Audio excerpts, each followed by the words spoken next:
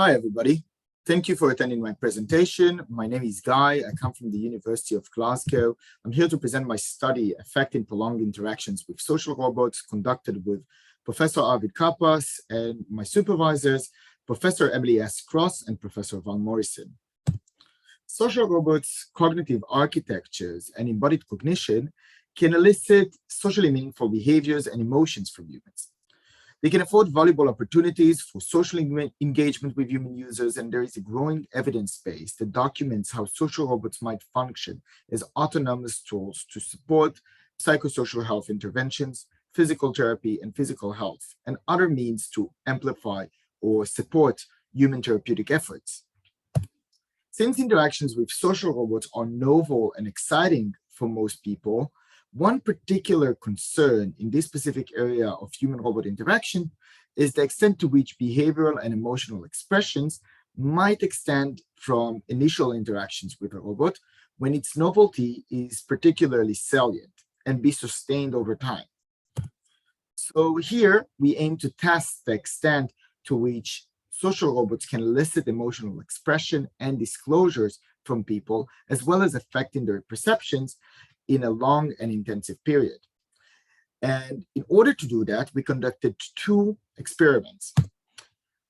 As the current COVID-19 pandemic forced us into using computer-mediated means of communication to interact with one another, these became standard means of communication in most households. And accordingly, we decided to use these methods to place the social robot, being Pepper, from SoftBank Robotics, in participants' homes to study long-term human-robot interaction in natural settings. So this is an image from our first study conducted in Jacobs University in Germany. As you can see, the camera is just in front of Pepper, and I'm at the back controlling Pepper via Wizard of Oz techniques.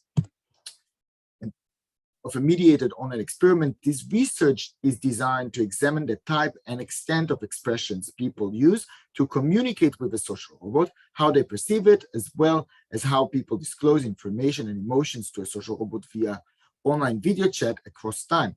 This is how the participants saw Pepper from their perspective and my perspective as an experimenter from my point of view. In the first experiment, we recruited 40 participants via Prolific. We ended up with 39 participants, so we only had one dropout.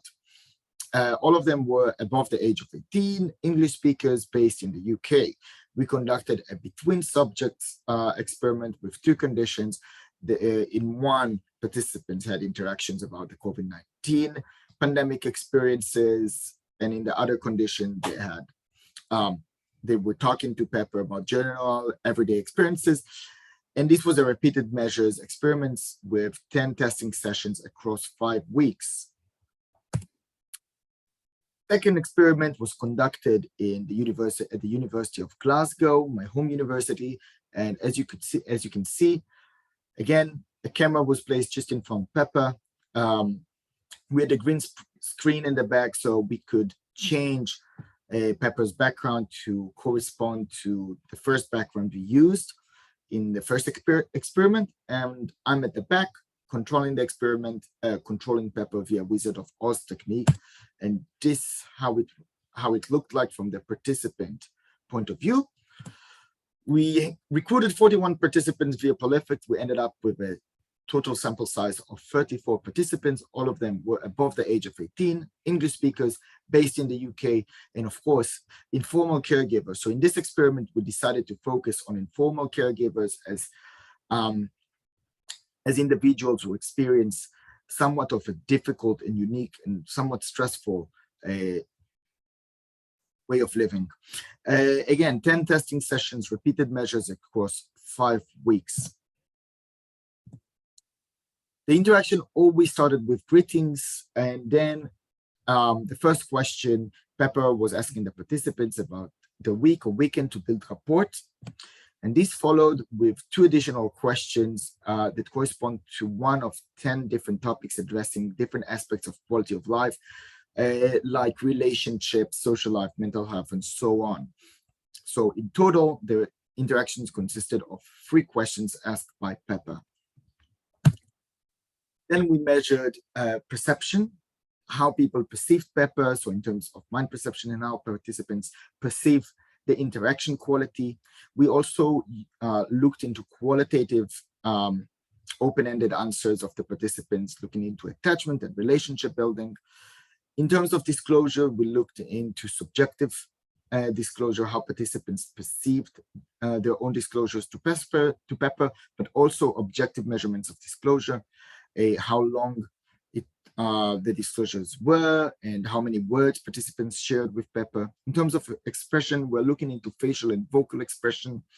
And also in terms of resilience and appraisal, we're looking into mood change, loneliness, isolation, and stress, how these factors were affecting the interactions and how they were affected by the interaction. So now we're going to look at some preliminary results. In terms of perceived mind, we can see clear effect over time as participants perceived Pepper to demonstrate higher rates of agency, his ability to take decisions independently and autonomously, and experience Pepper ability to sense and feel. We see clear positive trend over time as participants attributed higher ranks of agency and experience over time to Pepper. In terms of comforting response, again, we see a positive trend here with participants perceiving Pepper to demonstrating more and more comforting responses over time. We see a very interesting trend in terms of mood change. As in all interactions, we see a positive mood change after the interactions with Pepper. And then we have some interesting results in terms of duration and length, in terms of disclosure. So we see that the overall regression of disclosure of duration by session number, duration being a number of seconds it took to answer to each of Pepper's questions on average. The overall regression was statistically significant, explaining 11% of the variance in participants' disclosure duration.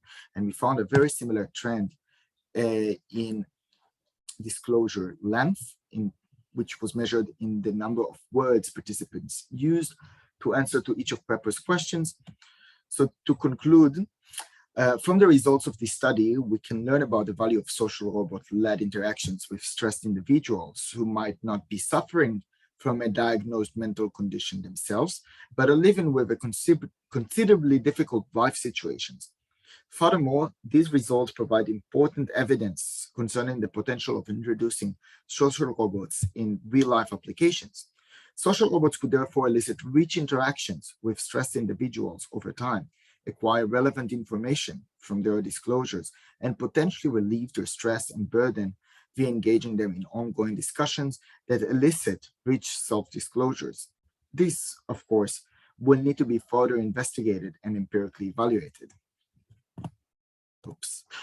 Thank you for listening. Again, my name is Guy, and if you have any questions or feedback, please don't hesitate to contact me via email or Twitter. Thank you very much.